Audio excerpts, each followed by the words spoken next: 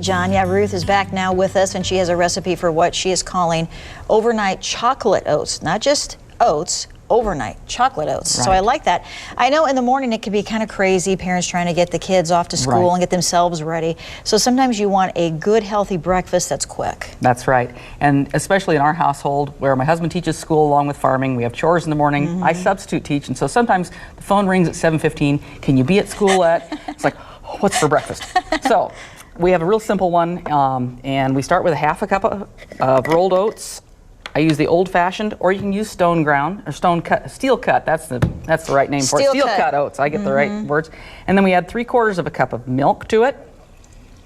Okay. And you're going to soak that then overnight, right? This goes back into the refrigerator, and I put a tablespoon of brown sugar. You can use honey. You can use other sweeteners. You can do this to your own taste. I found this to be about right, especially when I put in the tablespoon of cocoa. Now this is baking cocoa, not like chocolate milk mix, so there's no sugar, it's just plain cocoa. That's why you're adding more of the sugar then, Yep. Okay. So put that in there and stir it up a little bit. You don't have to be real aggressive. I mean, you don't even have to stir it up if you don't want to. You can wait till tomorrow morning.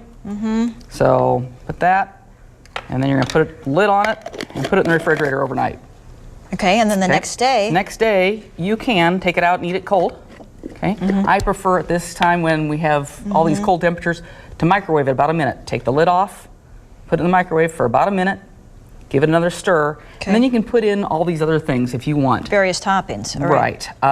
Raisins. I like raisins. Not everybody in my family does. Bananas. Peanut butter is really good. It gives it that protein kick to it. And once you stir it in, you'll be surprised how it tastes. So we're going to let you see what it tastes like. You want me to try that? Yeah, just stick the spoon down there. It's kind of, you got to really kind of. Okay. And then if you and you do add a dash of salt. I forgot my salt shaker today. And if you don't add the salt, you don't have to either. You know, this is really flexible. However you want to do it. Yep, however you want to do it. And then, you know, if you have to carry it to work, you throw the lid back on and and you can have it at work. Have it, you know, because sometimes you're there early and you have to look at plans or something or whatever.